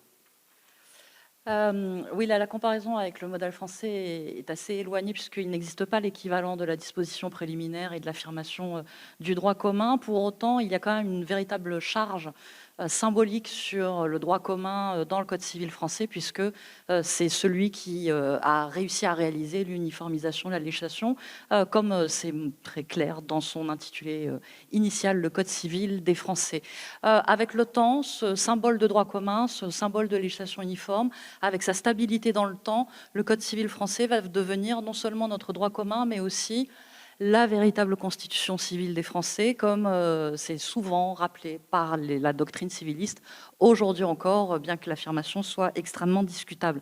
Donc on a comme ça un symbole extrêmement fort, et l'attachement de la doctrine française à ce symbole s'exprime régulièrement. Elle s'est exprimée très très fortement, je l'ai évoqué rapidement en introduction, au moment du projet de Code civil européen, où là on a vraiment vu, dans un premier temps, après les choses ont évolué, on a vu dans un premier temps la doctrine française réagir extrêmement vivement en invoquant l'attachement au Code civil, l'attachement, alors pas que des juristes, de la société française à leur Code civil, enfin voilà, on voyait s'exprimer cette charge symbolique. À l'inverse, au niveau infra-étatique, on a vu, mais là de façon beaucoup plus quantitativement réduite, des réactions du même type, justement quand a été introduit le livre 5, qui a été évoqué juste à l'instant par Marie-Ève, sur les dispositions applicables, avec un S, à Mayotte. C'était en 2002, c'était la première modification du plan tripartite. Et des auteurs l'ont commenté en critiquant assez vivement l'oubli du rôle d'unification géographique du Code civil. On ne peut que dénoncer cet émiettement de notre Code civil, socle de droit commun à vocation générale pour toute la société, etc., etc. Donc on a régulièrement une résurgence dans la doctrine de cet attachement à cette fonction. Mais la critique sur le livre 5 qui a été introduit, elle a évidemment aussi porté sur le fait qu'elle venait toucher au plan, à cette incarnation du symbole du Code Napoléon, qui était la division tripartite, en rajoutant un titre, à l'époque un livre, à l'époque le livre 4, sur Mayotte. Je cite les mêmes auteurs. Cette modification heurte aussi sûrement notre Code civil que le ferait l'ajout d'une tourelle de plastique sur Notre-Dame de Paris ou d'un tag bariolé sur la Joconde. Donc on est toujours dans ce registre du chef-d'œuvre, du monument, etc., etc.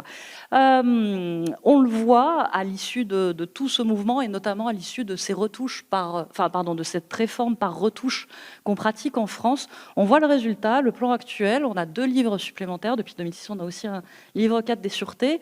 Il faut savoir qu'il y a eu beaucoup plus de modifications à l'intérieur des livres. Il y a eu beaucoup plus de modifications des titres, des intitulés. Et parfois, on a mis des titres bis pour éviter de décaler toute la numérotation des titres suivants. Et finalement, on a un Code civil qui est encore le monument. On retrouve le début de la division tripartite, on retrouve le style, on essaye de préserver le style d'écriture, mais qui n'est plus tout à fait notre monument, puisque par morceaux, par petits bouts, on y ajoute, on y actualise, on modernise, et on est un petit peu dans cet entre-deux. Alors évidemment, avec Mathieu, on a bien conscience que le rapport des juristes, l'attachement des juristes à leur Code civil est loin d'être la seule clé d'explication de cette situation actuelle du Code civil français, tout comme on a bien conscience que la différence de rapport à nos codes civils tient beaucoup à toute la différence de nos systèmes juridiques, de notre histoire et de notre contexte. Mais c'est effectivement, lors de nos très longues discussions, ce qui nous a semblé le plus intéressant pour vous faire cette présentation. Je vous remercie.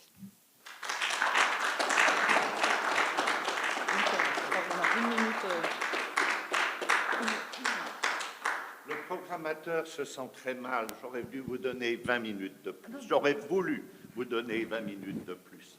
De vous écouter, ça augmente mon regret. C'est des questions pour nos duettistes. Merci de votre intervention. J'ai une question à Mathieu.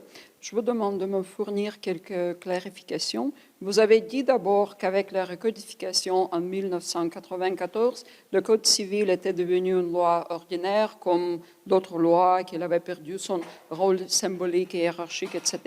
Mais quelques minutes après, vous avez cité la disposition préliminaire du Code selon laquelle le Code établit en termes exprès ou de façon implicite le droit commun et qu'en cette matière, elle constitue le fondement des autres lois qui peuvent elles-mêmes ajouter au Code ou y déroger. Certains chercheurs disent que la disposition préliminaire a accordé le statut quasi constitutionnel au Code dans le domaine du droit civil.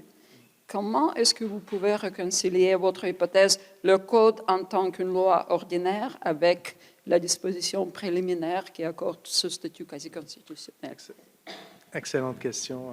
Effectivement, je vous dirais que on joue peut-être dans une dichotomie théorie-pratique.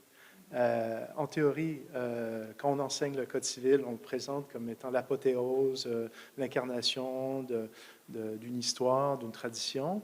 Mais en réalité, quand on pense qu'un service de refonte est capable d'introduire 3500 modifications sans même qu'il y ait un débat public sur la version anglaise du Code, simplement au motif qu'il y a des différences de formulation, des erreurs de traduction, appelons-les comme ça, eh bien, on se pose la question où se situe la vérité juridique. Il y a effectivement une vision partagée. Hein. Je nie pas que pour les juristes, le fait que la disposition préliminaire affirme le rôle du Code comme étant établissant le droit commun a un impact sur sa lecture.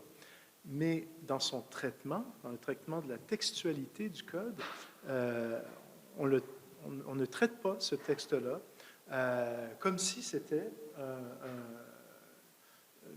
un texte canonique, chef-d'œuvre, avec des pincettes. En fait, il est descendu de son piédestal et je pense que le fait d'avoir adopté une nouvelle structure, d'avoir d'un coup introduit des modifications très importantes dans le Code, ça peut faire sauter le verrou symbolique.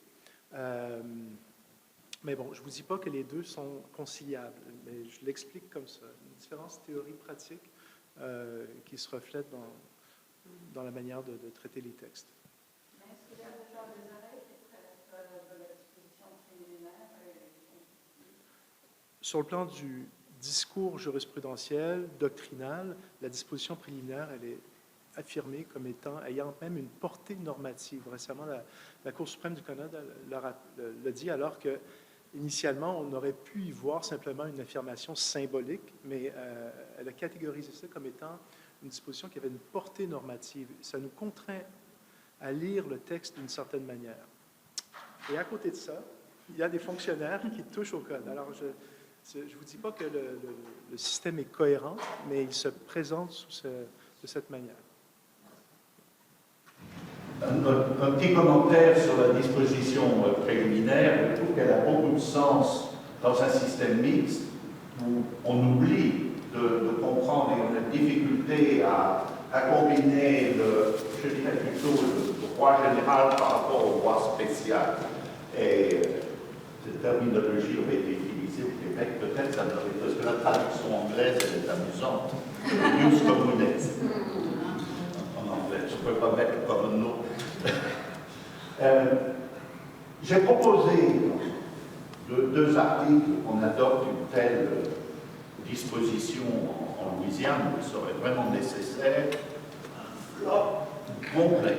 Aucun écho, personne n'en discute, et quand j'en parle individuellement avec les collègues, c'est trop tard, de toute façon, le code civil est marginal. Et le gros problème du droit louisianais actuellement, c'est l'articulation du droit spécial avec le droit général.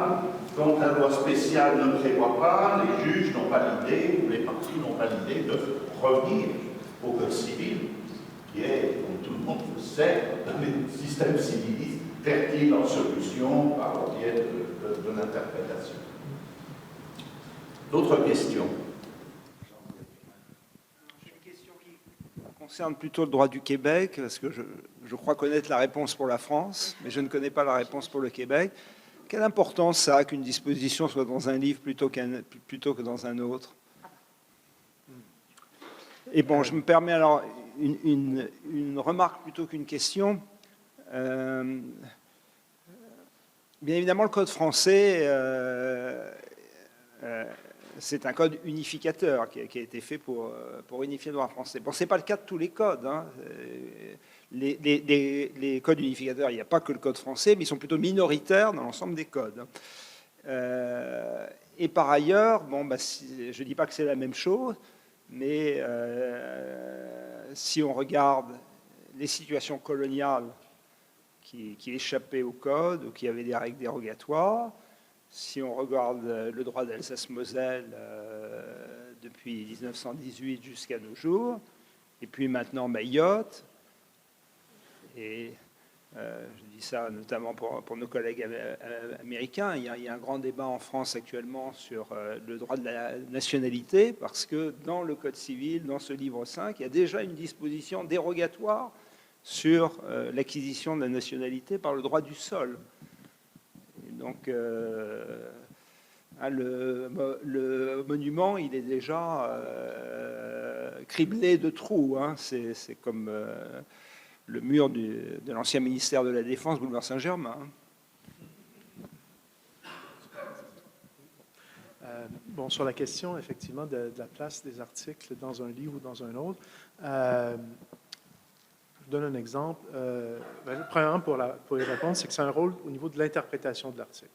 Donc, ce n'est pas déterminant, mais ça permet de comprendre parfois le sens que le législateur a voulu donner à certaines règles. Exemple, l'exemple le plus fort, je dirais, c'est les troubles de voisinage. Donc, on sanctionne au Québec les troubles anormaux de voisinage. La disposition qui sanctionne les troubles anormaux de voisinage se trouve dans le livre 4, dans un chapitre, à la tête d'un chapitre qui porte sur les règles relatives aux immeubles. Donc, c'est un article très important, mais qu'on pourrait lire de deux manières différentes.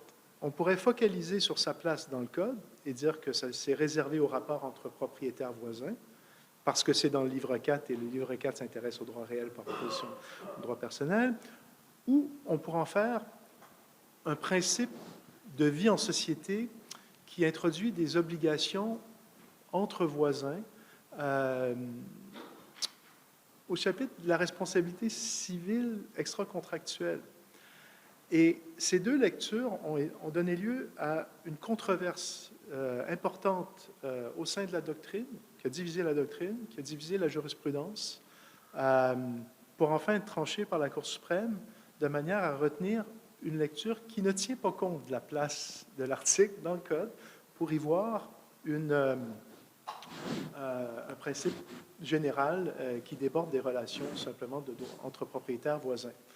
Alors, vous pourrez dire, oui, mais ça contredit ce que je viens de dire, mais en fait, au fond, ça illustre le réflexe, parce que les principes d'interprétation, de toute façon, ne sont jamais déterminants. Pour une majorité, une grande part de la doctrine, on ne pouvait que comprendre cet article-là en lisant, en tenant compte de sa place dans le Code, jusqu'à ce que la Cour suprême décide autrement. Alors ça, effectivement, mais la Cour suprême n'a pas tranché dans le sens d'une lecture, disons, systématique ou structurelle, mais il reste que c'est la raison d'être de la controverse, parce qu'autrement, si l'article s'était trouvé dans la section des obligations, il n'y aurait eu aucun débat, ou à peu près pas. J'entends les dents du professeur Levasseur grincer. Elles vont grincer encore plus. As-tu lu, Alain, la disposition sur les troubles du voisinage en droit français en matière de légistique? Elle fait, je sais pas, elle fait 12 lignes et elle est... Je te l'enverrai. Tu la liras un moment avec un bon verre de Bordeaux à côté pour t'apaiser. Donc nous avons aussi des problèmes de légistique dans le Code civil français, hélas. D'autres questions? Adélaïde Rousseau. Et je souhaite la bienvenue. Merci. Ancienne directrice du département d'études françaises à LSU. Cher Sangor, cher Léopold Sangor.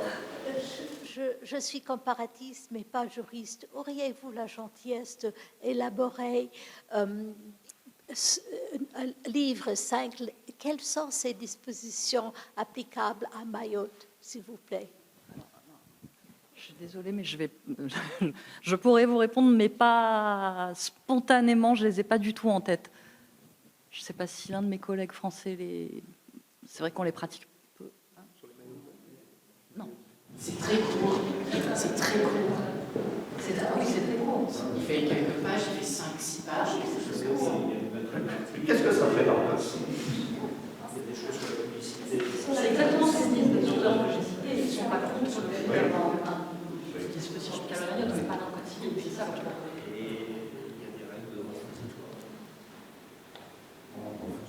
D'autres questions ou commentaires? eh bien, il reste à remercier nos duettistes pour cette et remercier tous nos panélistes. Nous avons énormément appris, on fait un beau voyage cet après-midi.